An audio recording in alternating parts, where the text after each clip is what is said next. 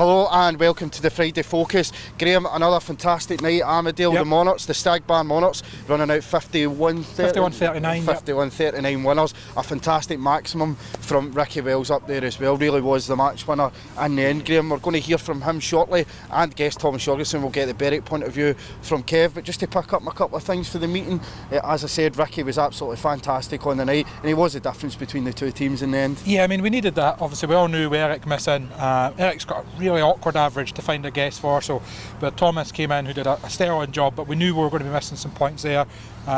Ricky will admit himself when you speak to him, he's been struggling a little bit for setups here at Armadale, but he turned the corner tonight, and I mean, I don't think he was ever behind coming out the second bend. Absolutely incredible maximum. And Thomas looked like a man with a point to prove, really. He looked like a man that's not raced a lot and was wanting to get right into it, really. Oh yeah, I mean, right from the start, obviously his first race, heat 4, he misses the gate, he goes round Danny Gatmeyer, I believe it was, up on bend 1 and 2, comes charging in here on bend 3. Unfortunately, Bus Jacobson had kind of parked the bus in front of him a wee bit and came down, and he got excluded. But the rest of the way, 6 paid 7 from memory, from 3 rides basically. That's pretty good going for a guest who's not ridden here at all this year. Of course. We can hear from Thomas now. So Thomas, how did you enjoy your guesting performance tonight? Yeah, I was happy to ride today, and I wasn't happy with my performance. I was a bit of mixed meeting for myself. It was really good that the team won, obviously, but it was. I had my first heat where I was stone last from the gate and managed to pass, and I did a bit of a hard move on Nikolai, and good job. He's okay. Obviously, it's racing, and I went for a gap that probably wasn't there. Well, a very small gap, and the ref said I took the front wheel away. So, but that's speed, and good job. He's okay. And were you maybe just a little bit surprised as how slow he was going? Obviously, you seemed to come into the corner a lot faster than him, and that's where the collision came from. I did. I had so much speed, and you just have to. You can't think. You just have to go for it sometimes, and I should have probably backed off. And it's very narrow out here, so there's not much space for to ride next to each other into the corner. And obviously, yeah, I did carry a lot of speed, and I think he was surprised as well that I came. But yeah, it's racing, and yeah, I went okay. My second race I won, and my third one I just lifted it way too much from the start, and then finished off with a paid win. So it was good to finish off like that, but the main thing is the team won, so that's what we did. And how was the spirit in the pits? Obviously, you're sort of a newcomer to the pits tonight as a guest. Was there good spirit and all the guys helping each other? It was, yeah. It was. Obviously, I've been here before. I know the setup, and but yeah, it was nice, and the spirit was good, and we all clicked together. Everybody made me welcome, and it was really good. So I hope to be doing a few more. That's it, mate. Obviously, you're not riding in the championship just now. Is that something you'd like to change? Are you on the lookout for a team spot? Yeah, I mean, the reason why it is obviously because of Poland, and I think everybody knows that now. It was a big decision, and obviously I would like to do championship, and it's just hard with Poland, a few classes, and it's. But you never know. It can always change. We'll see what happens, and yeah, I absolutely love the track around Edinburgh, so Armadale. So we'll see. Maybe it can change. Perfect. Well, thanks very much for your efforts tonight, Thomas. All the best for the rest of the season. Cheers. As we mentioned, the Berwick Bandits put up a good fight here. I mean, this wasn't an easy match for the Monarchs. It was a well fought out match. The Bandits definitely kept the Monarchs honest. Yeah, I mean, you look at the score line, and anyone who wasn't at the match or just looks at the final score on the Monarchs website or wherever tonight will see a 12-point victory for the Monarchs and think it was pretty comfortable. But actually, when you look down the scorecard, I think going into Heat 12, we were only 2 up, I think. Yep. And then we've got the big 5-1 in Heat 12, matched it with probably the real big 5-1, the most important 5-1 in Heat 13. that got us that 10-point gap, and then we didn't look back from there.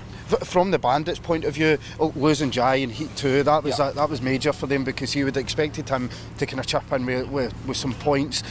John Linman didn't look as if he particularly enjoyed his evening, but I'm sure he'll learn for the experience.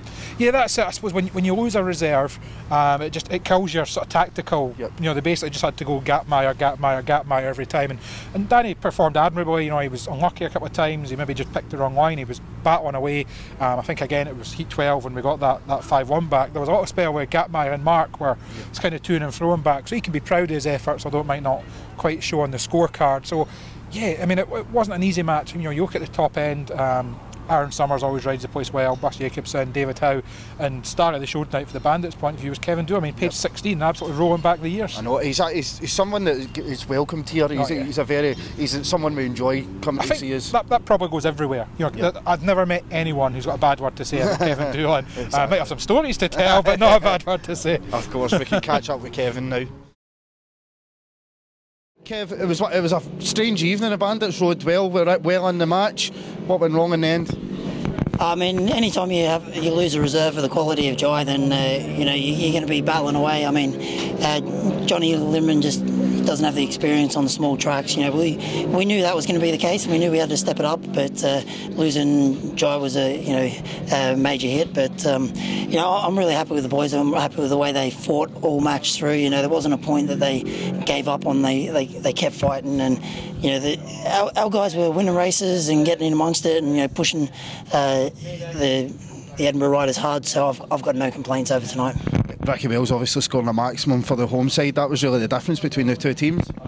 Yeah, definitely, but I just really disappointed I didn't nick that 1 point off him in 15. No, I mean, I gave him all and I really enjoyed it. I mean, it's great to come here and race this circuit, and you know, it's a technical circuit and you get to race pretty close up with guys, so I really enjoyed it. You know, Ricky did a fantastic job again, so congratulations to him, but I'll try and come back and nick some points off him later. You mentioned John, obviously it's a track that he's not going to be used to. It's difficult for anybody on the first occasion, but what will he learn for this type of meeting? Obviously be racing in the UK. Yeah, definitely. I mean, it's just one of those. Edinburgh, it's a strange place to come. He's a tall lad. He rides the big open continental tracks, so he has to learn a lot about the body position on the bikes, and the way the bikes work on the small tracks is totally different. You have to be a lot smoother with the acceleration. You have to really have a little bit more finesse on the throttle as well. So he would have learned a lot tonight. He's you know, he's obviously not going to be happy with his point scoring, but at the end of the day, you come to the UK to learn as much as he can, and we've seen it before. We've seen Poles ride here, Czechs ride here, and you know, they start off pretty ropey, and then they get better and better as they get more track time. Of course. Well, Kev, it was good to see you scoring some big points around Armadale this evening. Always a pleasure to have you around here. Cheers, mate. Kev's back. As I said, Graham, Ricky Wells was absolutely fantastic at number 1 for the Monarchs this evening. It's what Ricky would expect from himself week in, week out, really, isn't it? Yeah, I mean, he views himself as a number 1 in the league, not just in any team, and so he should. You know, he's been around for a few years now. We've seen last year he averaged just shy of 9, I think it was. He moved into that number 1, and you know, we've seen it. Gobsey's off at this season. You know, 17 at Workington a few weeks ago, double figures at Glasgow in the Spring Trophy the Scottish Cup at the start of the season, but he's maybe just not found it quite here so far this season. So for him to come back on a night tonight as a standing captain, what more can you ask for? Is that him heading home just now? I think it sounds like it. What more can you ask for from your captain than a 15-point max? Of course. Let's get some reaction from Ricky. Ricky, man of the match, never dropped a point. Perfect evening for yourself? Yeah, it was good. You know, it's back to the way I know I can do it, and felt comfortable tonight. Felt all good. So, yeah, I know I can do this every week. It's just I get frustrated with myself, and you know, trying different things, and you always end up back to basics, and it always works. So, yeah, good night, and I just hope there's more to come. Was there extra pressure on yourself considering that Eric was missing this evening? No, not at all. You know, it's kind of a bummer that Eric wasn't here. I know he probably would have got 14 plus 1, I might have 13 plus 2 actually, might have done him in 13 and 15, but you know, he's our captain, he's a cool guy, he's full of knowledge, he's had a great start to the season, so yeah, Thomas is a good guess, he's always done good around here as well. I don't think he's as quick as Eric, but I don't think I was as quick as Eric the first couple meetings, and I know he would have been quick tonight, so good result for the team, and we just need to push on now. From a team point of view, after probably a disappointing weekend last week, how important was it to get a win on the board this evening? Yeah, you know, it's tough. You know, I only got 13 points from 6 rides last week, and from 6 rides I should be getting 15, 16 or something, especially around this place. So I kind of blame myself a little bit for last week. I should have improved. And Morrill done me 3 times, which shouldn't really happen. But yeah, it's. I think you know, the track's a little bit more user-friendly today and stuff. We tried to get some dirt on it, make it grippy and stuff, and a few of the other boys didn't really like it, and I had some pretty hairy moments last week as well. So you know, good. The track's perfect now. I'm always asking for a little bit more dirt, but you know, we got to kind of find a happy medium for the rest of the boys as well. Of course. Well done this evening, Ricky. Thank you. Cheers. The win this evening, Graham, puts us in. There's a realistic chance he is qualifying. There's still a chance he is qualifying, put it that way. But the defeat last week really is going to cost us by the look of it. It's such a short group, you know. It's only 6 matches, and that's it. So any one home defeat definitely takes you out the running for winning the group. Obviously, there's only 3 groups, so the best second place gets in. We've still got a sniff at that. Obviously, we've got Berwick away to go to. We've got Workington to come here.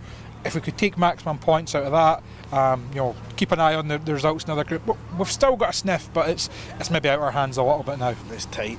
What we're going to do now is we're going to go to the race of the evening. I think we can wholeheartedly agree that Heat 14 was the best race of the night. Certainly a strange one in that it's one of the races that didn't actually have any passing, but it wasn't for a lack of trying. You know, we had Josh chasing Kevin Doolan at the front, and then at the back we had David Howe trying to get the best in Matt Williamson. Let's go to that now. So Max Rummel wasn't actually excluded in 2 minutes there, but Josh Pickering's come in anyway. So it's Williamson, Howe, Pickering and Doolan.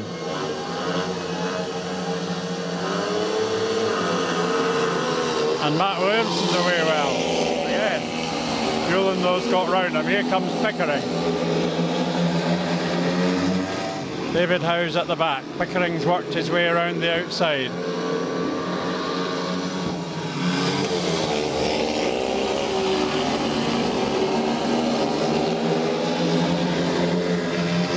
Pickering chasing hard. Always got to make up for the slow starts. At the back, David Howe's working to try and pass Matt Williamson. Pickering really putting in a hard challenge up front.